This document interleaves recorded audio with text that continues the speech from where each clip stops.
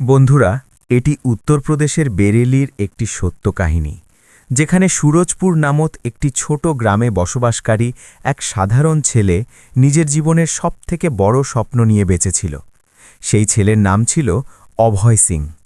অভয় খুব একটা বেশি কথা বলতো না, কিন্তু তার চোখে সবসময় এক অদ্ভুত শান্তি এবং গভীরতা দেখা যেত। গ্রামের বাকি ছেলেরা যেখানে ক্ষেত খামারে বা ছোটখাটো চাকরিতে লেগে গিয়েছিল, সেখানে অভয় দিনরাত বইয়ের জগতে ডুবে থাকত। তার একটাই স্বপ্ন ছিল, আইএএস হওয়া। তার বাবা রামস্বরূপ সিং ছিলেন একজন ক্ষুদ্র কৃষক। চাষবাস থেকে শুধু এটুকুই আসত যাতে ঘরের উনুন জ্বলে। মা সরোজদেবী প্রায়ই বলতেন, বেটা, কিছু কাজও করে নে, ঘরের অবস্থা দেখ। কিন্তু অভয় শুধু মুচকি হেসে বলতো, আম্মা, শুধু একটা সুযোগ দাও, সব বদলে দেব। তার নিজের ওপর ভরসা ছিল, কিন্তু ভাগ্য বারবার তাকে অধরা রেখে দিত। অনেকবার পরীক্ষা দিল, কিন্তু সফলতা হাতে আসলো না। এরই মধ্যে পরিবারের চাপে তার বিয়ে পাশের গ্রাম রামপুরার মেয়ে পায়েলের সাথে করে দেওয়া হলো। পায়েল অত্যন্ত সুন্দরী ছিল, কিন্তু ততটাই উচ্চাকাঙ্ক্ষীও ছিল। তার ছোটবেলা থেকেই ভালো ঘর, টাকা এবং আরাম আয়েশ চাইছিল। বিয়ের আগে তাকে বলা হয়েছিল যে অভয় শিক্ষিত এবং খুব শীঘ্রই বড় অফিসার হবে। বিয়ের শুরুর দিনগুলো ঠিকঠাক কাটল, কিন্তু ধীরে ধীরে সত্যিটা সামনে আসতে লাগল। অভয়ের কোনো চাকরি ছিল না। সে সকাল থেকে রাত পর্যন্ত শুধু পড়ত। ঘরে টাকার অভাব ছিল। কখনো রেশন ধারে আসত, কখনো বিদ্যুতের বিল দিতে দেরি হতো। পায়েলের এসব সহ্য হতো না। এক সন্ধ্যায় যখন ঘরে ডাল ছাড়া আর কিছুই রান্না হয়নি, পায়েল হঠাৎ রেগে উঠল। তুমি কি আমাকে এই জীবনটাই দেওয়ার কথা বলেছিলে? বিয়ের আগে তো বলেছিলে বড় অফিসার হবে। অভয় শান্ত স্বরে বলল, চেষ্টা করছি পায়েল, শুধু আর একটু সময় দাও। পায়েল হেসে ফেলল, কিন্তু সেই হাসিতে ভালোবাসা ছিল না, ছিল তাচ্ছিল্য। সে বলল, সময়, বিয়ের 2 বছর হয়ে গেল, আর কতদিন স্বপ্নের উপর ভরসা করে বাঁচব আমি? সেদিন প্রথমবার অভয়ের কাছে কোনো জবাব ছিল না। ধীরে ধীরে পায়েলের ব্যবহার বদলে গেল। সে প্রতিটি কথায় খোঁটা দিতে থাকল, জামাকাপড় নিয়ে, খাবার নিয়ে, ঘর নিয়ে, এমনকি অভয়ের চুপ থাকা নিয়েও। সবথেকে বেশি প্রভাব তখন পড়ল যখন পায়েলের বাপের বাড়ির লোকেরা মাঝখানে আসতে শুরু করল। তার মা ফোনে বলতো, বেটি, এখনও সময় আছে, জীবনটা বরবাদ করিস না, ছেলেটা অপদার্থ বেরিয়েছে। পায়েলের মন আগেই বিষিয়ে গিয়েছিল। এখন সে সব জায়গায় নিজের বান্ধবীদের ভালো জীবন দেখত আর নিজের অবস্থার ওপর রাগ হতো। একদিন গ্রামে তার এক বান্ধবী শহর থেকে আসলো। সে নতুন জামাকাপড়, গয়না আর গাড়ির গল্প শোনাল। যাওয়ার সময় সে বলল, তুই এত সুন্দরী আর এখানে এই অবস্থায় আছিস। সেদিন রাতে পায়েল অনেকক্ষণ ঘুমাতে পারল না। তার মনে হলো সে সত্যিই নিজের জীবন নষ্ট করছে। অন্যদিকে অভয় এসবের আন্দাজ পাচ্ছিল, কিন্তু সে কিছুই করতে পারছিল না। সে জানত যদি এখন পড়া ছেড়ে দেয় তবে জীবনভর আফসোস করতে হবে। কিন্তু সম্ভবত সে এটা বুঝতে পারেনি যে পায়েল এখন অপেক্ষার সীমা পার করে ফেলেছে। কিছুদিন পর পায়েল বাপের বাড়ি চলে গেল এই বলে যে কিছুদিন থেকে আসবে। অভয় তাকে আটকাল না। তার মনে হলো হয়তো কিছুটা দূরত্ব থাকলে সব ঠিক হয়ে যাবে। কিন্তু 1 সপ্তাহ, 2 সপ্তাহ, 1 মাস এবং তারপর অনেক মাস কেটে গেল, পায়েল ফিরে আসলো না। যখন অভয় নিজে তাকে আনতে গেল, তখন তার শ্বশুর তাকে দরজাতেই থামিয়ে দিলেন। শীতল কণ্ঠে বললেন, এখন ওর জীবন আলাদা, তুমি ওকে ভুলে যাও। অভয়ের মনে হলো যেন কেউ তার বুকে পাথর রেখে দিয়েছে। সে ধীরে থেকে বলল, আমি ওর স্বামী। ভেতর থেকে পায়েলের গলা শোনা গেল, বাবা, ওনাকে বুঝিয়ে দিন, আমি ওনার সাথে যাব না। এটা শোনা মাত্রই অভয়ের পায়ের তলা থেকে মাটি সরে গেল। সে কিছুক্ষণ দরজায় দাঁড়িয়ে থাকল, আশা করছিল যে পায়েল বাইরে আসবে, কিছু বলবে, হয়তো আটকাবে, কিন্তু দরজা বন্ধই থাকল। সেদিন অভয় প্রথমবার সত্যি সত্যি ভেঙে পড়ল। সে কিছু না বলেই ফিরে আসলো। রাস্তা জুড়ে তার পা টলছিল, কিন্তু চোখ থেকে জল বেরোল না। যেন কষ্ট এতটাই গভীর হয়ে গিয়েছিল যে চোখের জলও রাস্তা ভুলে গিয়েছিল। বাড়ি ফিরে সে ঘরের দরজা বন্ধ করল এবং সব বই সামনে রাখল। কিছুক্ষণ সেগুলোর দিকে তাকিয়ে থাকল, তারপর ধীরে থেকে বলল, এখন হয় আমি জিতব, নয়তো শেষ হয়ে যাব।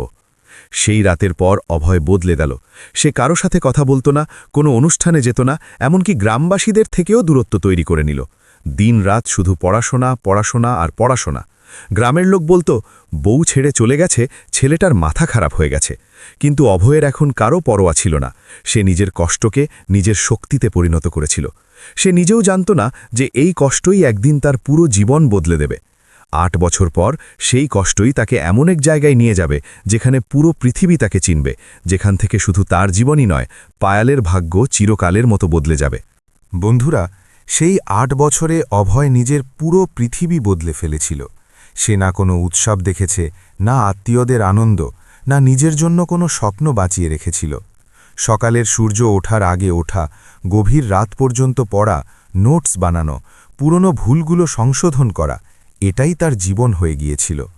গ্রামে মানুষ এখনও তাকে পাগলই ভাবত, কিন্তু তার বাবা মা নিঃশব্দে তাকে দেখতেন আর মনে মনে প্রার্থনা করতেন যে একদিন তাদের ছেলের পরিশ্রম যেন সার্থক হয়। অনেক সময় ঘরে টাকা এত কমে যেত যে ওষুধ আর রেশনের মধ্যে যে কোনো একটা বেছে নিতে হতো, কিন্তু অভয় কখনো বই ছাড়েনি। সে জানত এটাই তার শেষ আশা। তারপর সেই দিনটি আসলো যখন ইউপিএসসির চূড়ান্ত ফলাফল ঘোষিত হল। ইন্টারনেট ক্যাফের বাইরে ভিড় জমেছিল। অভয়ের বুক এত জোরে ধড়ফড় করছিল যে সে নিজের নিঃশ্বাস শুনতে পাচ্ছিল। কাঁপা কাঁপা হাতে সে নিজের রোল নাম্বার টাইপ করল এবং পরের মুহূর্তেই তার চোখ স্ক্রিনে আটকে গেল। তালিকায় তার নাম ছিল। শুধু সফলই হয়নি, সে খুব ভালো র্যাঙ্ক নিয়ে পাশ করেছিল। কয়েক সেকেন্ড তার বিশ্বাসই হল না। তারপর তার চোখ থেকে হঠাৎ জল পড়তে লাগল। 8 বছরের কষ্ট, একাকিত্ব, অপমান সব একসাথে বেরিয়ে আসলো। সেই মুহূর্তে সে আকাশের দিকে তাকালো, যেন কাউকে বলতে চাইছিল, আমি জিতে গিয়েছি। সে যখন বাড়ি পৌঁছল, তার মা তার মুখ দেখেই বুঝে গেলেন যে বড় কিছু হয়েছে। যখন সে ধীরে থেকে বলল, আম্মা, আপনার ছেলে অফিসার হয়ে গেছে, তখন সরোজ দেবী কেঁদে ফেললেন আর তাকে জড়িয়ে ধরলেন। রামস্বরূপ সিং প্রথমবার নিজের ছেলের সামনে অঝরে কাঁদলেন। সেই ছোট ঘরে সেদিন আনন্দ এতটাই বেশি ছিল যে দেয়ালগুলোও যেন হাসছিল। ট্রেনিংয়ের পর যখন অভয়ের প্রথম পোস্টিং আসলো, তখন ভাগ্য আবার এক অদ্ভুত খেলা খেলল। তাকে সেই জেলারই জেলাশাসক বানানো হলো যেখানে তার নিজের গ্রাম এবং পায়েলের গ্রাম ছিল। কাগজে লেখা জেলার নাম দেখেই সে কিছুক্ষণ চুপ হয়ে থাকল। এত বছর পর সে আবার সেই মাটিতে ফিরতে চলেছে যেখান থেকে তার জীবন ভেঙে চুরে শুরু হয়েছিল। কিন্তু এখন সে সেই দুর্বল ছেলেটি ছিল না। এখন সে জেলার সবথেকে বড় আধিকারিক। যখন তার গাড়ি প্রথমবার কালেক্টরেট চত্বরে ঢুকল, তখন প্রতিটা কর্মচারী সোজা হয়ে দাঁড়িয়ে পড়ল। মানুষ ফাইল সামলাতে লাগল। আধিকারিকরা স্বাগত জানানোর জন্য দৌড়ে আসলেন। কিন্তু অভয়ের মুখে কোনো অহংকার ছিল না, ছিল শুধু সেই পুরনো শান্তি। সে চেয়ারে বসেই প্রথম আদেশ দিল যে জেলায় বেকার যুবকদের জন্য বিশেষ পরিকল্পনা শুরু করা হোক। সে চায়নি যে অন্য কোনো ছেলে শুধু টাকার অভাবে নিজের স্বপ্ন ছেড়ে দিক। কিছু মাসের মধ্যেই জেলা জুড়ে যুব কেন্দ্র, ইউথ সেন্টার্স খুলতে শুরু করল। গরিব ছাত্রদের জন্য বিনামূল্যে বই, কোচিং, কম্পিউটার ট্রেনিং এবং চাকরির প্রস্তুতি সব কিছু উপলব্ধ করা হলো। দূর দূরান্তের গ্রাম থেকে ছেলেমেয়েরা আসতে শুরু করল। অনেক বাবা মা প্রথমবার নিজের সন্তানদের আশার আলো নিয়ে পড়তে দেখছিলেন। অভয় প্রতি সপ্তাহে কোনো না কোনো কেন্দ্রের আকস্মিক পরিদর্শন করত। সে বাচ্চাদের সাথে সরাসরি কথা বলত, তাদের সমস্যা শুনত এবং প্রয়োজনীয় সাহায্য সাথে সাথে পাইয়ে দিত। ধীরে ধীরে তার নাম শুধু একজন অফিসারের নামে নয়, বরং যুব সমাজের সাহারা হিসাবে ছড়িয়ে পড়ল। মানুষ বলতো, এমন কালেক্টর আগে কখনো আসেনি।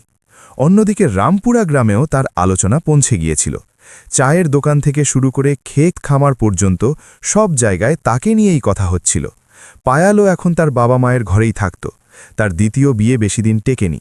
যে আরামের জীবনের জন্য সে সব ছেড়েছিল, সেই জীবনই তার কাছে বোঝা হয়ে গিয়েছিল। এখন সে আগের মতো চঞ্চল ছিল না। মুখ ক্লান্ত, চোখ শূন্য আর গলার স্বর নিচু হয়ে গিয়েছিল। সে যখন প্রথমবার শুনল যে নতুন জেলাশাসক খুব অল্প বয়সী এবং গরিবদের জন্য কাজ করছেন, তখন তার শুধু মনে হলো যে কোনো ভালো মানুষ হয়তো এসেছেন। সে কি জানত যে ভাগ্য তার সামনে কাকে নিয়ে আসতে চলেছে? একদিন খবর আসলো যে কালেক্টর সাহেব নিজে রামপুরা গ্রামে আসবেন, যেখানে নতুন যুব কেন্দ্রের উদ্বোধন হবে। পুরো গ্রামে হুলুস্থুল পড়ে গেল। রাস্তা পরিষ্কার হতে লাগল, স্কুল সাজানো হলো, বাচ্চারা পতাকা নিয়ে দাঁড়িয়ে থাকার প্রস্তুতি নিতে লাগল। পায়াল ভিড়ের মধ্যে দাঁড়িয়েছিল শুধু এটা দেখার জন্য যে এত বড় আধিকারিক কেমন দেখতে হয়। দূর থেকে সাইরেনের আওয়াজ শোনা গেল এবং কিছুক্ষণের মধ্যেই সাদা গাড়ির কনভয় গ্রামে প্রবেশ করল। পুলিশরা দ্রুত চারিদিকে ছড়িয়ে পড়ল। মাঝখানের গাড়ির দরজা খুলল এবং অভয় নামতেই পুরো এলাকা হাততালিতে ফেটে পড়ল। কিন্তু ভিড়ের মধ্যে দাঁড়িয়ে থাকা পায়ালের কাছে সেই মুহূর্তে সব শব্দ হারিয়ে গেল। তার দৃষ্টি পাথরের মতো সেই মুখের ওপর স্থির হয়ে গিয়েছিল। সামনে সেই মানুষটি দাঁড়িয়েছিল যাকে সে একসময় বেকার বলে ছেড়ে দিয়েছিল, সেই অভয় সিং, কিন্তু এখন পুরো জেলার কালেক্টর হয়ে।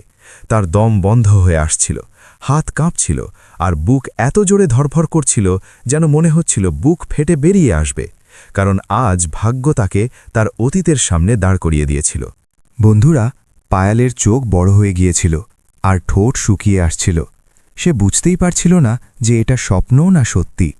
সামনে মঞ্চের দিকে এগিয়ে যাওয়া মানুষটি অভয়ই ছিল, যাকে সে একসময় অপদার্থ বলে অবজ্ঞা করেছিল। কিন্তু আজ তার হাঁটার ভঙ্গি, মুখের গাম্ভীর্য আর মানুষের চোখের সম্মান সবকিছু বদলে গিয়েছিল। সে এখন শুধু অভয় ছিল না, জেলার সবথেকে বড় আধিকারিক ছিল। পায়াল ভিড়ের মধ্যে ছিল, কিন্তু তার মনে হচ্ছিল যেন সবাই গায়েব হয়ে গেছে আর সে একাই ওকে দেখছে। তার কানে পুরনো কথাগুলো বাজতে লাগল, আমি ওনার সাথে যাব না। মঞ্চে পৌঁছে অভয় গ্রামের বড়দের অভিবাদন জানালো, বাচ্চাদের সাথে কথা বলল এবং তারপর অনুষ্ঠান শুরু হলো। তার গলার স্বর আগের মতোই শান্ত ছিল, কিন্তু এখন তাতে আত্মবিশ্বাসের শক্তি ছিল। সে যুবকদের উদ্দেশ্যে বলল যে দারিদ্র্য বা পরিস্থিতি কারো স্বপ্নকে আটকাতে পারে না যদি মানুষ হার না মানে। ভিড় বারবার হাততালি দিচ্ছিল, কিন্তু পায়ালের হাত স্থির ছিল। প্রতিটি শব্দ তার হৃদয় আঘাতের মতো লাগছিল। তার মনে পড়ছিল যে এই মানুষটিই একসময় তার সামনে আসার চোটে সময় চেয়েছিল, আর সে সেই সময় দিতে অস্বীকার করেছিল। তার গলায় যেন কিছু একটা আটকে গেল। অনুষ্ঠান শেষ হওয়ার পর অভয় নিচে নামল এবং মানুষের সাথে দেখা করতে লাগল। অনেকে নিজের সমস্যা জানাচ্ছিল, কেউ আশীর্বাদ করছিল, কেউ ধন্যবাদ জানাচ্ছিল। পায়াল কয়েক কদম এগিয়ে গেল, তারপর থেমে গেল। তার পায়ে যেন শক্তিই অবশিষ্ট ছিল না। এত বছর পর সামনে আসার সাহস তার ছিল না। তখনই হঠাৎ অভয়ের নজর ভিড়ের মধ্যে তার উপর পড়ল। এক মুহূর্তের জন্য তার চোখ থমকে গেল। সে পায়ালকে চিনে ফেলেছিল, কিন্তু তার মুখে না ছিল রাগ, না বিস্ময়, না কোনো প্রশ্ন, শুধু সেই শান্ত ভাব। পরের মুহূর্তেই সে নজর সরিয়ে নিল এবং এগিয়ে গেল, যেন সে ভিড়ে দাঁড়িয়ে থাকা কোনো সাধারণ মহিলা। এই ব্যবহার পায়ালের বুক চিরে গেল। তার মনে হলো কেউ যেন তার অস্তিত্বকেই অস্বীকার করল। একসময় যে মানুষের জীবনে সে সবথেকে গুরুত্বপূর্ণ ছিল, আজ তার কাছে সে কোনো গুরুত্বই রাখে না। তার চোখে জল ভরে আসলো, কিন্তু সে সেখানেই দাঁড়িয়ে থাকল। সে প্রথমবার বুঝতে পারল যে উপেক্ষা সবথেকে বড় কষ্ট হয়। সে ধীরে ধীরে পিছিয়ে গেল এবং ভিড় থেকে বেরিয়ে আসলো। বাড়ি ফেরার পথে রাস্তা ঝাপসা লাগছিল। বাড়ি ফিরে সে চুপচাপ ঘরে বসে থাকল। মা জিজ্ঞেস করলেন কি হয়েছে, কিন্তু সে কোনো উত্তর দিল না। তার চোখের সামনে বারবার সেই দৃশ্যটাই আসছিল, অভয় তাকে চিনেও অচেনা হয়ে যাওয়া। সে নিজের হাতের দিকে তাকালো, যেন নিজেকেই প্রশ্ন করছে সে কি সত্যি এসব করেছিল। সেদিন যদি সে আর একটু অপেক্ষা করত, একটু ভরসা করত, তবে আজ তার জীবন কেমন হতো। তার বুকে এক ভারী অনুভব বাড়তে লাগল। সে অনুভব করছিল যে সে শুধু একজন স্বামীকে হারায়নি, বরং নিজের পুরো পৃথিবী হারিয়ে ফেলেছে। রাত গভীর হল, কিন্তু পায়েলের চোখে ঘুম ছিল না। সে ধীরে থেকে বালিশে মুখ লুকালো আর প্রথমবার অঝরে কেঁদে ফেলল। এই কান্না শুধু দুঃখের ছিল না, ছিল অনুশোচনার। সেই সিদ্ধান্তের ছিল যা তার জীবনের মোড় ঘুরিয়ে দিয়েছিল। সে বুঝতে পেরেছিল কিছু ভুল এমন হয় যা সময়ও ঠিক করতে পারে না, কিন্তু তার মনে এক অদ্ভুত আশা এখনও বেঁচে ছিল। অভয় কি তাকে একবার কথা বলার সুযোগ দেবে? সে কি তার কাছে ক্ষমা চাইতে পারবে? এই প্রশ্নই তার মনে বারবার উকি দিচ্ছিল, কারণ এখন তার কাছে হারানোর মতো আর কিছুই অবশিষ্ট ছিল না, শুধু সেই শেষ আশাটুকু ছাড়া। পরের দিন পায়েল অনেকক্ষণ আয়নার সামনে দাঁড়িয়ে থাকল। মুখে সেই ক্লান্তি, চোখের নিচে কালি। সে খুব সাধারণ জামাকাপড় পরল, যেন কোনো কঠিন সিদ্ধান্তের জন্য যাচ্ছে, সাজগোজের জন্য নয়। তার বুক ধরফর করছিল। সে জানতে পেরেছিল যে কালেক্টর সাহেব আজ পাশের একটি কসবা এলাকায় পরিদর্শনে আসবেন। অনেকবার সে ভেবেছিল যাবে না, কিন্তু মন বলল আজ যদি চুপ থাকে তবে জীবন ভর আফসোস করতে হবে। সরকারি স্কুলে অনুষ্ঠান চলছিল। অনুষ্ঠান শেষ হলে মানুষ অভয়কে ঘিরে ধরল। কিছুক্ষণ পর ভিড় কমলে পায়েল সাহস জোগাল এবং ধীর পায়ে তার সামনে গিয়ে দাঁড়াল।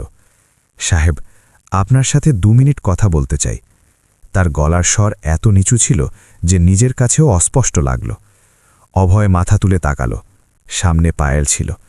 এক মুহূর্তের জন্য সময় যেন থমকে গেল, কিন্তু সে তৎক্ষণাৎ নিজেকে সামলে নিল।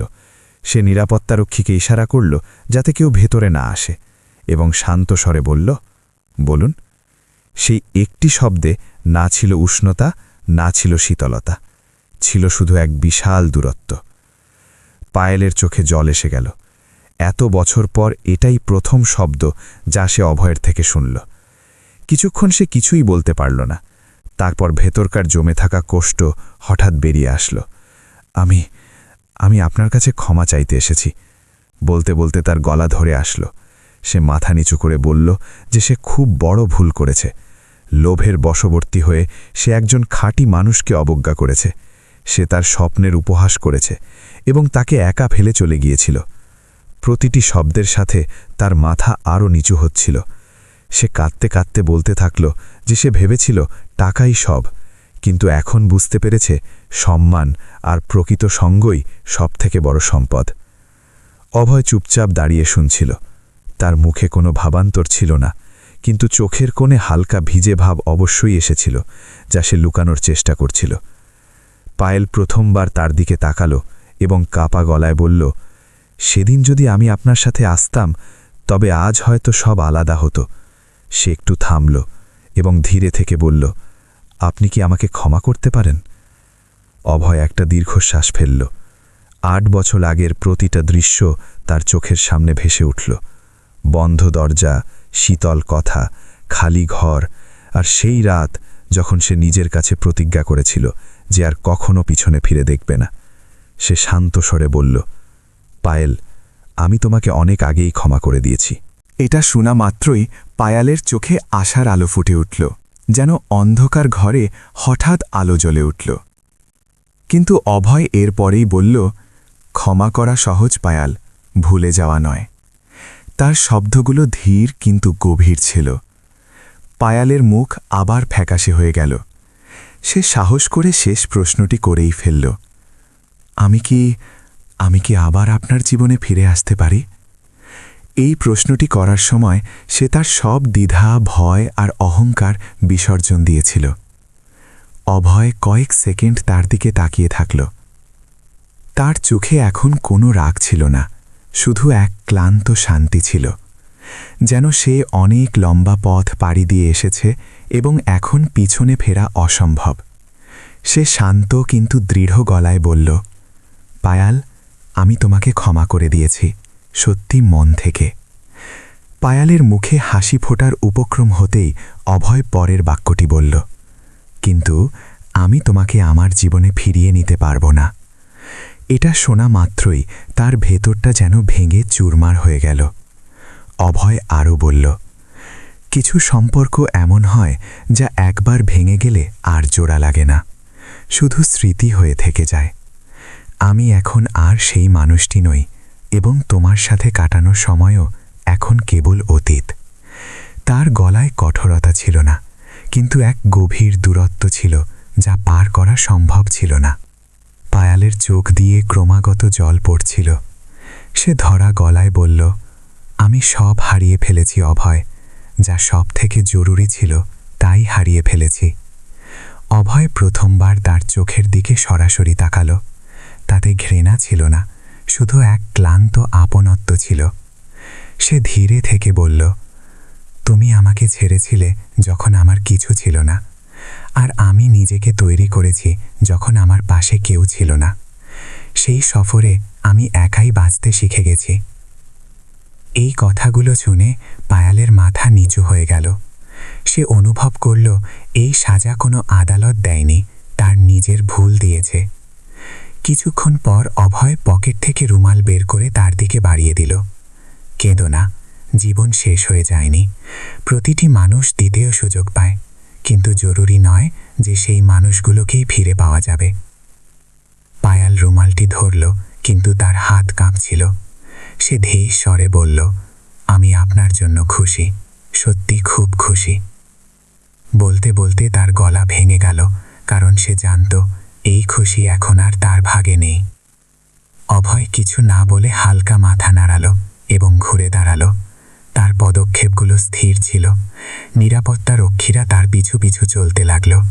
পায়াল সেখানেই দাঁড়িয়ে থাকল, যেন সময় তার জন্য থমকে গেছে। সে দেখল সাদা গাড়ির দরজা বন্ধ হল। কনভয় ধীরে ধীরে এগিয়ে গেল এবং ধুলোর আস্তরণ উড়িয়ে নজরের আড়ালে চলে গেল। সেই ধুলোর সাথেই যেন তার শেষ আশাটুকুও মিলিয়ে গেল। বাড়ি ফেরার পথটা অনেক লম্বা মনে হচ্ছিল, কিন্তু তার ভেতরে এখন এক অদ্ভুত শান্তি ছিল। কষ্ট ছিল, অনুশোচনা ছিল, কিন্তু সাথে এক পরম সত্যিও ছিল। কিছু সিদ্ধান্ত জীবনভর তাড়া করে বেড়ায় এবং সেগুলোকে বদলানো যায় না। সেই রাতে সে প্রথমবার নিজেকে দোষ দেওয়া বন্ধ করল এবং নিঃশব্দে আকাশের দিকে তাকাল। সম্ভবত সে বুঝে গিয়েছিল যে ক্ষমা পাওয়াটাই অনেক বড় বিষয়। প্রতিটি সম্পর্ক ফিরে পাওয়া জরুরি নয়। অন্যদিকে গাড়িতে বসে অভয় জানালার বাইরে তাকাল। দূরের ক্ষেত, গাছপালা আর সেই পুরনো রাস্তাগুলো পিছনে পড়ে যাচ্ছিল। তার চোখেও হালকা জল ছিল, কিন্তু মুখে ছিল এক সন্তুষ্টি। সে তার অতীতকে সম্মানের সাথে বিদায় জানিয়ে দিয়েছিল। এখন তার সামনে ছিল শুধু তার কাজ, তার স্বপ্ন আর সেই হাজার হাজার যুবক যারা তার দিকে আশার আলো নিয়ে তাকিয়ে আছে। সে ধীরে থেকে চোখ বন্ধ করল, যেন নিজেকেই বলছে, এখন আর পিছনে ফিরে দেখা নয়। বন্ধুরা, এই কাহিনীর শিক্ষা সম্ভবত এটাই যে প্রকৃত সম্পর্ক সময় চায়, কিন্তু যখন আমরা ধৈর্য হারিয়ে কোনো সিদ্ধান্ত নিই, তখন কখনো কখনো পুরো জীবন বদলে যায়। টাকা, আরাম আর লোক দেখানো সুখ কিছু সময়ের জন্য আনন্দ দিতে পারে, কিন্তু প্রকৃত সঙ্গ আর সম্মান হারিয়ে গেলে কেবল একাকিত্বই থেকে যায়। ক্ষমা মনকে হালকা করতে পারে, কিন্তু ভাঙা বিশ্বাস সবসময় জোড়া লাগাতে পারে না। এখন প্রশ্ন আপনাদের কাছে, আপনি যদি অভয়ের জায়গায় হতেন, তবে কি ক্ষমা করে এগিয়ে যেতেন, নাকি পায়ালকে দ্বিতীয় সুযোগ দিতেন? আর যদি আপনি পায়ালের জায়গায় হতেন, তবে কি সেদিন আরেকটু অপেক্ষা করতেন? আপনাদের মতামত অবশ্যই জানান।